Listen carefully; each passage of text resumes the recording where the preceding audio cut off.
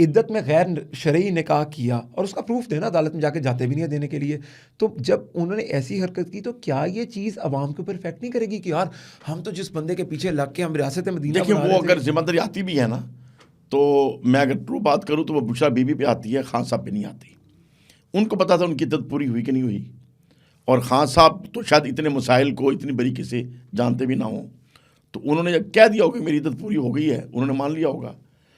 तो ये भी प्लानिंग भी उन्होंने ही की कि हम खान साहब को ट्रैप करें या अपने अकीदतमंदी में लेके आए। अच्छा अभी क्या कहते हैं, अता ताहिर साहब ने एक स्टेटमेंट दी कल कि ना इद्दत मुकम्मल की ना मुद्दत मुकम्मल की, और उन्होंने कहा कि मौलाना हजरात इस पर रहनुमाई फरमाएं कि इस पर कुछ थोड़ी सी बात करें। जो और लोगों ने किया ज़िंदगी में वो भी एक क्वेश्चनेबल चीज़ है, लेकिन स्पेसिफिकली मुझे इसके ऊपर थोड़ा सा बताइए कि एक तो खान साहब मुद्दत भी मुकम्मल नहीं कर पाए और इन्होंने गैर शरई तौर पर अपनी शादी भी की यहाँ पर।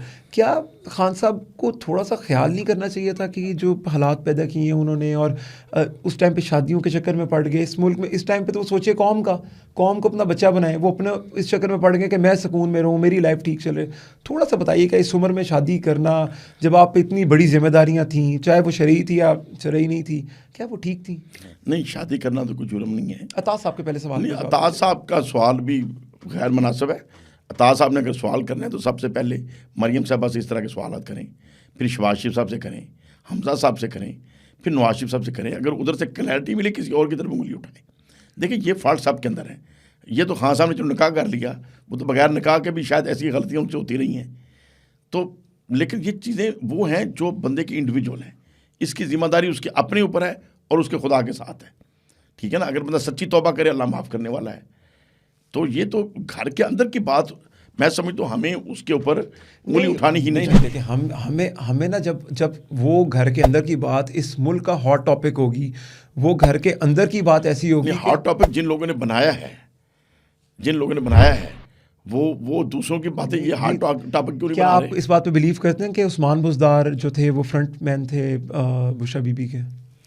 नहीं, उस्मान बुज़दार बुशरा बीबी की चॉइस ज़रूर थे, लेकिन शरीफ आदमी थे और उनकी कह लें ऐसी काबिलियत नहीं थी कि इतनी बड़ी सीट पे उन्हें बैठाया जाता। अच्छा, ये इमरान खान साहब की एक बिग मिस्टेक थी। नहीं, इमरान खान साहब की बिग मिस्टेक थी, लेकिन बुशरा बीबी को इतनी अथॉरिटी किसने दी? अब आप कह रहे हैं कि उनका घर का मसला है, अभी आपने कहा, लेकिन वो औरत हमारी सियासत में। हाँ, ये बात करें ना जी, ये हमारा मसला है जी, हाँ, वो निकाह हमारा मसला नहीं है। नहीं, वो हमारा मसला है, वो मैं बताता हूँ क्यों ये हमारा मसला। देखिए हमारा मसला क्यों है, वो उनका निकाह हमारा मसला नहीं है। मैं आपसे क्वेश्चन, हमारा मसला ये है कि बुशरा बीबी ने अगर रिकमेंड किया और खान साहब ने उनके रिकमेंडेशन पे लगाया, तो ये उन्होंने कौम के साथ एक बिग मिस्टेक। अच्छा ठीक है, ज्यादती। अच्छा हमारा मसला निकाह कैसे बना मैं आपको बताता हूँ।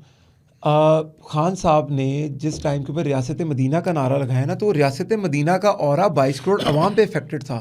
वो 22 करोड़ अवाम रियासत मदीना के असूलों पे ऊपर ज़िंदगी गुजारने का ख्वाहिशमंद थी और सोच रही थी। फिर उसी रियासत मदीना के चैम्पियन ने, जिसने वो नारा लगाया, उसने इद्दत में गैर शरई निकाह किया और उसका प्रूफ देना, अदालत में जाके जाते भी नहीं है देने के लिए।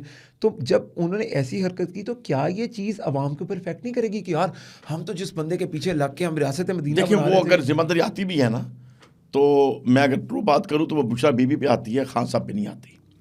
उनको पता था उनकी इद्दत पूरी हुई कि नहीं हुई, और खान साहब तो शायद इतने मसाइल को इतनी बारीकी से जानते भी ना हों, तो उन्होंने जब कह दिया होगा मेरी इद्दत पूरी हो गई है, उन्होंने मान लिया होगा। तो ये भी प्लानिंग भी उन्होंने ही की कि हम खान साहब को ट्रैप करें या अपने अकीदतमंदी में लेके आए। अगर मैं इसको हनी ट्रैप बोलूँ तो ये गलत तो नहीं होगा? नहीं, पता नहीं अब इसका क्या मैंने। हनी ट्रैप होता है कि किसी से राज उगलवाने के लिए ना दुश्मन कुछ औरतों को हनी ट्रैप करवा। नहीं, राज क्या उगलवाने थे, बस उनको होगा कि भाई एक पॉपुलर आदमी है तो इसको ज़रा हम रब्ता रखें तो इससे क्लोज हो जाएं। और फिर उनकी जो फ्रेंड्स हैं, जो हमारे शेखुपुरे की थी फराह गोगी साहबा, तो वो तो कोई अच्छी रेपुटेशन वाली खातून नहीं है।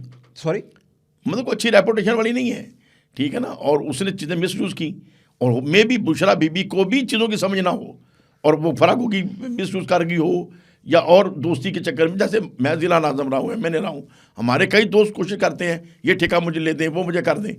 तो मेरी तो कोशिश होती है कि हम ऐसे कामों में ना पड़े। ठीक है।